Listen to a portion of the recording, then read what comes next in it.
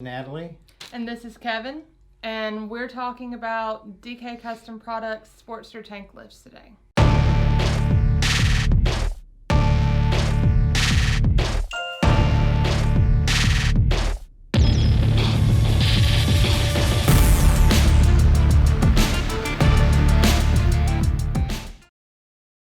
So today we're going to be doing a product video on DK Custom Products Sportster tank lifts.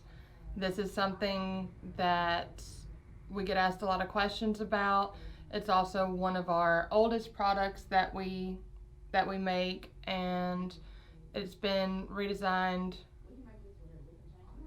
a couple of times throughout the years. Three times. Three times throughout the years. We started with the flat tank lift, which is what most people have, and sort of ugly. Doesn't match the lines of the bike. We went with the steel round model that we patented, and recently we upgraded the look even more with the 6061 aluminum billet. Right. And as always, the one thing that hasn't changed with our tank lifts is they do have a lifetime warranty. They are made here in the U.S., right here in Mississippi, actually. So why get a tank lift on a Sportster?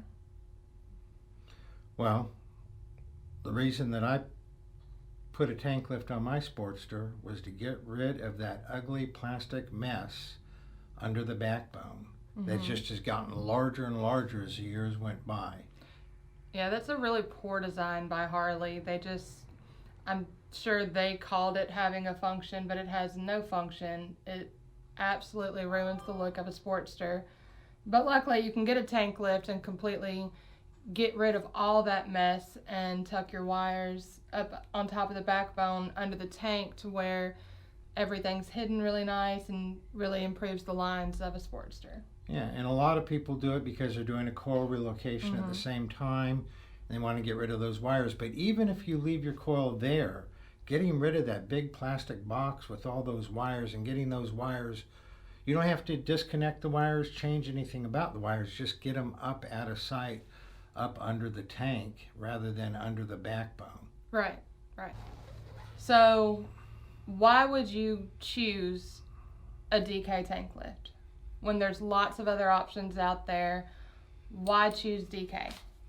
Made in the U.S., lifetime warranty, and when you're going to put a piece of metal to lift your tank up, better to put a piece of metal that matches the lines of the bike rather than having all your round tubes, everything rounded, and then a flat piece of metal there. Right. The other reason is we now have it in powder coat black, which we've always had, but we also have a machine cut finish. And the machine cut finish looks good, and with a little bit of work, as you'll see on the screen here, you can polish it up to have a chrome-like finish. Right, and those are for the people that like to chrome out their pretty much entire bike, you know. You want something that doesn't just glare at you. Another reason to get a DK tank lift is they come in 1 inch, 1.5 inch, 2 inch, 2.5 inch, 3 inch, and even a 4 inch size. We had the 1.5 through the 3 for a long time, and then a lot of people wanted just a little bit smaller lift, so that's when we came out with the 1 inch. And then we had customers asking for more than a 3 inch. We came out with the 4 inch. There are a few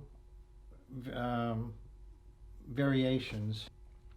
Keep in mind that on 95 to 03, those Sportsters have rubber grommets inside the tank ears, and those tank lifts are made just a little bit differently, come with a little bit of different hardware. On those year models, you can actually only do 1.5 inches, a 2 inch, a 2.5 inch, or a 3 inch.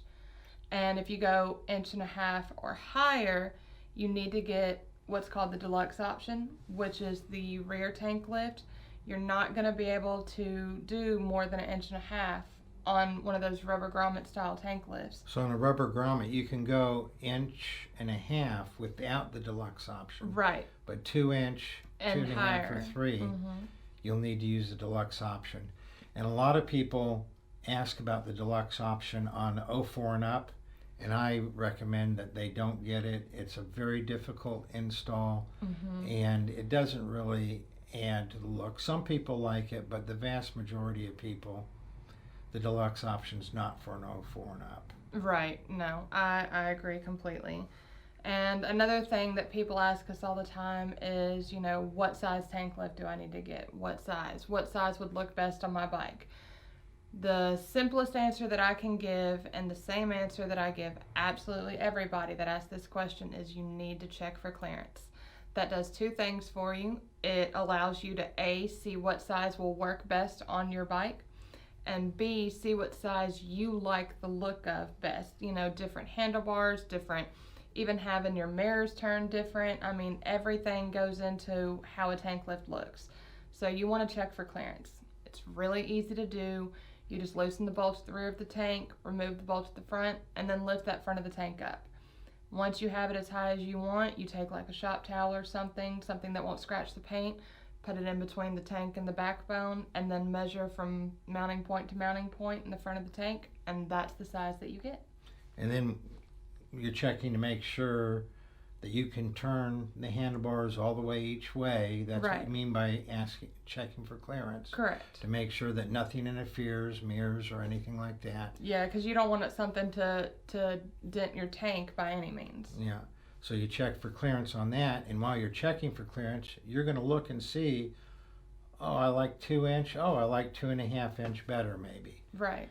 I run a 3 inch on my Sporty, and I like the 3 inch the best on mine. It gives it a good stretched out look. I've had a lot of people ask if my Sportster was a Dyna, and you know, there's obviously a big difference between a Sportster and a Dyna, but when you lift that front of the tank, it does give the bike a bigger, more stretched out look. Right, and then if you're wanting to go for like that extreme chopper style look, then if you have an 04 and up Sportster, you know, the 4 inch is like the most radical tank lift that we have, and that really gives it that kind of old school raised up chopper style look to it. There's something about it. It even people get tempted to think that maybe the front end is raked out when just by lifting the front of the tank. Yeah, so I mean, with a tank lift, the best thing to say about it is one of the most inexpensive mods that you can do on a Sportster, and it's one of the most high impact, as in it can drastically change the look. Is it easy to install? It's very easy. It's about a 15-20 minute install, but you know, like I said, they do come with step-by-step instructions, and it's very simple.